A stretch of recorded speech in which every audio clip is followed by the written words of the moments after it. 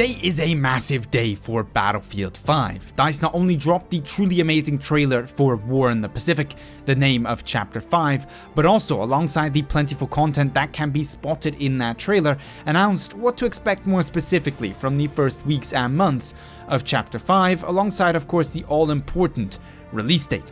If you haven't already enjoyed the trailer in all of its full glory, I'll have it linked down below in the description and up above in the info card for you to enjoy. But without further ado, let's get straight into the details provided by DICE. In terms of the most important basic pieces of information, the release date of War in the Pacific is Thursday next week, October the 31st. Following straight up essentially on the last week of Battlefest without any delay, you're going to be going pretty much seamlessly from the end of Battlefest straight into Chapter 5. Interesting bit of information for those who currently don't own Battlefield 5. You will actually be able to once again test the game for free on the weekend of the November 1st to 4th, and of course try out all of that new Pacific content. Now, it's currently unclear if, as per usual, that free trial is PC exclusive, but with a little bit of luck, we may hopefully finally see a free trial coming to the consoles as well. In case it isn't obvious, of course we're getting the US and Japanese factions with a whole host of new cosmetics to go alongside them. In more specific information, let's talk about the maps. We are going to be starting off with two new maps. Uwajima will feature the classic beach landings and relentless Japanese defense that many pretty much identify with the Pacific War. This is much like the second map. We're going to be getting a very much all-out battlefield experience. There's going to be landing boats, aircraft, tanks, and of course infantry with various engagement distances. The Pacific Storm, the second map we are getting next Thursday straight off the bat, very much is a little bit of a Paracel Storm inspired map. For those who play Battlefield 4, you will know that very much like Pacific Storm looks to be a large island hopping battlefield map. Much like Iwo Jima, this once again will have plentiful vehicles in terms of aircraft, boats, and specifically mentioned amphibious tanks, and much like its Battlefield 4 inspiration, we'll see some actual dynamic weather, which should be interesting given that dynamic weather so far in Battlefield 5 has been restricted to sandstorms and fog, which haven't exactly been extraordinarily popular. Then come December, we're going to be getting a Battlefield classic. Wake Island, which was originally of course part of Battlefield 1942, will be making a return to the Battlefield franchise. Also, according to data miners, I thought it would be relevant to mention here, there is actually a further Pacific map in the works, titled Solomon Islands. Now, whether this is actually true and it's released come, say, January or February of 2020 is yet to be seen. It very much could be the case that Solomon Islands was simply another map they were working on, but got cut at some point in the development process because it wasn't good enough. But time will tell if the data mines were correct. Then in new weapons to expect, there's plentiful displayed in the trailer and plentiful that DICE has specifically confirmed. We're going to be starting off Chapter 5 this coming Thursday with 4 new weapons immediately unlocked. Of course, amongst them the M1 Grand, seemingly as assault semi-auto, the Type 99 Arisaka as sniper for the recons, the Type 100 SMG as close quarter weapon for the medics, and the M1919A6 MMG for the support class. Further weapons confirmed by DICE that will be coming include the M3 Grease Gun, the Nambu Type 2A SMG, the Type 97 LMG, and the M1918A2, or more commonly simply referred to as the BAR. Now, in addition to that, there is also some weapons that will be unlockable via your chapter rank progression, specifically the Type 94 and Model 27 sidearms and the Jungle Carbine, which is rumored to be a bolt-action carbine for the medics, alongside, of course, the already existing M28 Contrombacino and Commando Carbine.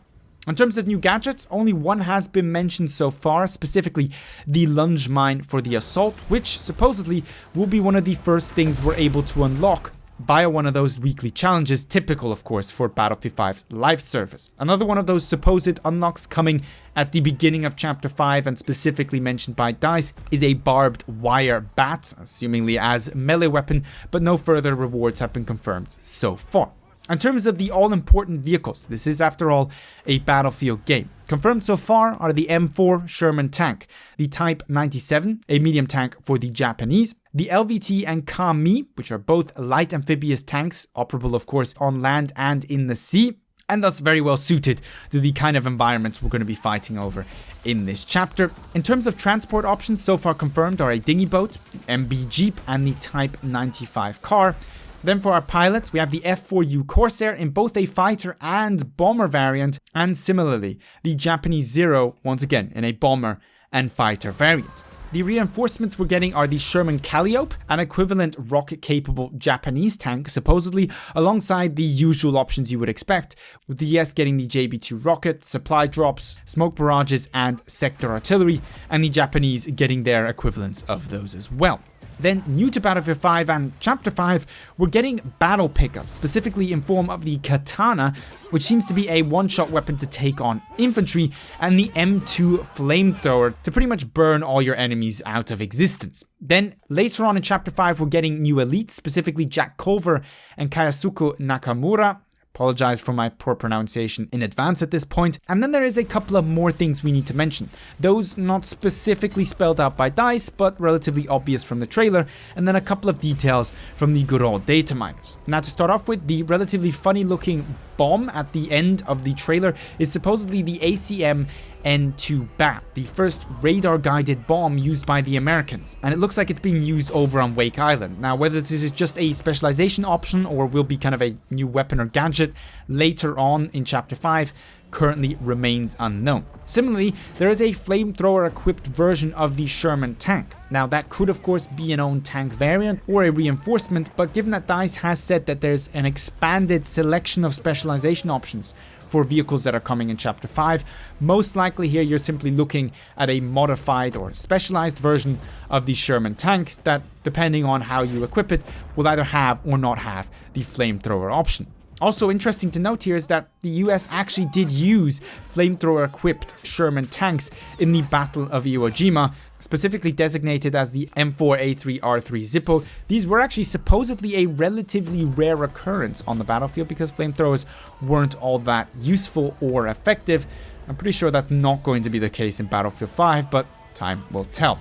And before I forget it, if you pay close attention to some of the tanks we can see in this trailer, it looks like DICE is very much still holding on to the idea that proper vehicle customization may actually eventually be coming to Battlefield 5. At least the tanks are dressed up in a manner that currently isn't possible in Battlefield 5's current multiplayer environment. Thus, for those desperately hoping for a little bit of vehicle customization, it looks like chances just went up from, I don't know, 20% to maybe 60%, so possibly maybe sometime soon TM.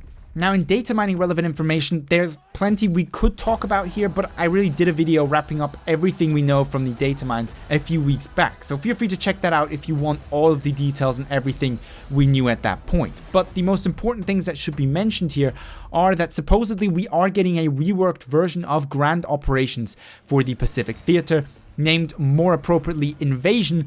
Now, whether this is here from launch and is simply a different form of Grand Operations, or we see this later on in Chapter 5, is currently very much unclear. And there are also additional vehicles that were found in the game files, specifically another Japanese tank, the Type 3 Chi-Nu, which was a successor to the Type 97 we're getting, as well as patrol boats and a Japanese equivalent in the MTB-T1 that most likely would function as small armed naval vessels. Think of them as small attack craft, similar to what we had in Battlefield 4 on Paracel Storm, for example. And then there are a few missing gadgets and weapons, most importantly, of course, the M1 Bazooka, which I believe was already previewed in the Chapter 4 trailer, which leads me to believe, in connection that nothing has been mentioned on it so far from DICE in regards to Chapter 5, that gadget may have been a 5v5 competitive exclusive, which is of course a game mode that no longer will be coming to Battlefield 5. Thus, it could take a little bit of a while for DICE to rework it, and we may actually not even see it in Chapter 5. That pretty much wraps it up for the war in the Pacific. Leave your usual feedback and opinions down below in the comments, and with all that being said, I'd like to thank you very much for watching, and hope to see you in the next Battlefield 5 video.